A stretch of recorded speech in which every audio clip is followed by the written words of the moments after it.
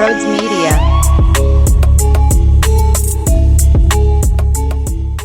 Tobias Harris was a dog out there, and he continues to play that hard-nosed style of basketball, and this past month has been great. Excellent from Tobias Harris, and he put the team on his back, him and Tyrese Maxey. It might have not as been as eye-popping as the 4 blocks that Tyrese had and the 8 assists and his ability to run downhill, and if there's body contact, he's kissing it off the glass, and somehow, some way, it's rolling around the rim and dropping for 2, or he has a mean step-back fadeaway jumper as he's somewhat doing the J.J. Redick, and his body is turning to the right, and he's still trying to keep his shoulder square, and it's nothing but net. He hit a big 3 as well that just looked like there was a ton of confidence in it, and it felt smooth leaving his fingertips, right? Like, it might have not as been as flashy as what Tyrese Maxey did, but that doesn't downplay how smooth Toby was and just the professionalism of how he handled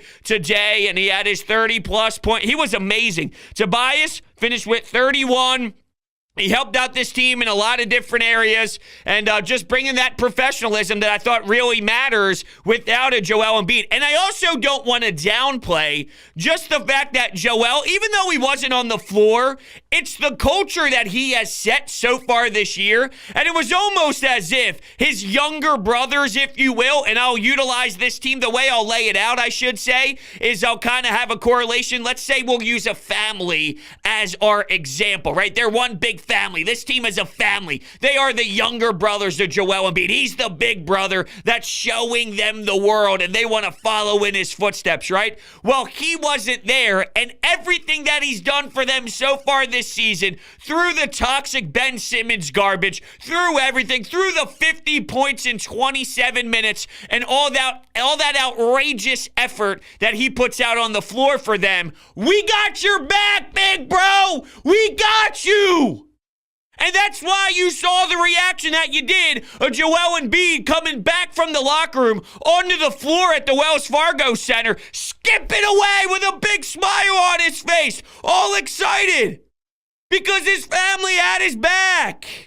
And this isn't some easy team to just win, all right? You go to overtime. There's so many emotions, by the way, going on, where Ja Morant, at the end of the game, Andre Drummond goes straight up. I don't think there should have been a foul call whatsoever, but he goes to the line with the chance to win, and he misses the free throw. On the other end, Seth Curry, there's 4 guys on him. He clearly gets fouled on his backside as he's taking that jumper. Doc Rivers is pissed off. He gets a technical, and then during the overtime period, there's a spurt in the action where you think, okay, this is going to get away from the Sixers.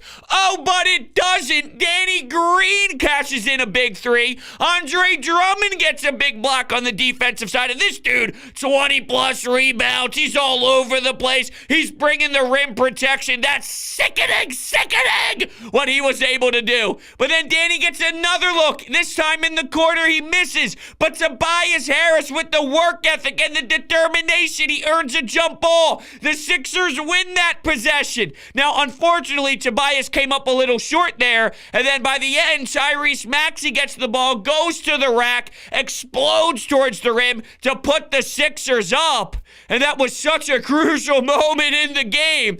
But just the ups and the downs and the seesaws, right? It was the typical Mark Zumoff.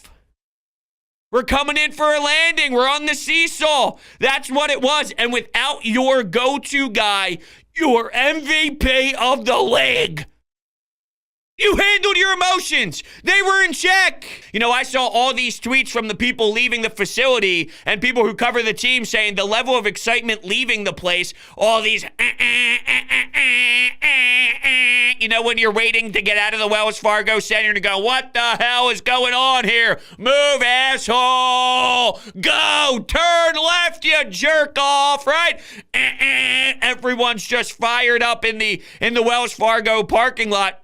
screaming, all excited and fired up. Let's enjoy the moment, no doubt. I don't want to downplay what this feeling should be because it's a really good win. It's strong. It tells you about the bond of this basketball team, which relates completely with one of the Doc quotes after the game that I want to throw your way. And he says, guys like each other. They like playing with each other. It's a good group. They like each other. And I think that matters so much. It ties to 25. And I hate that everything kind of trends in that direction, but it trends in that direction for a reason. One of the circumstances that put Joel Embiid into this category that he's in right now, the Game 7 loss against Toronto, the loss against the Boston Celtics in the bubble, even though Ben Simmons wasn't available for that. Game 7 against the Atlanta Hawks and Ben Simmons quitting on the entire team. Him just looking in the mirror saying, I'm a professional and I'm willing to handle myself accordingly. All of that piled up together is why we have Joel. And the reason why this team loves one another and the reason why this team just has that bond and that mold and it's easier to stick to a group because there's someone trying to tear you down. There's someone on the outside looking in who used to be in that inner circle with you and you feel backstabbed and you want to just flip him the double bird and say, you know what?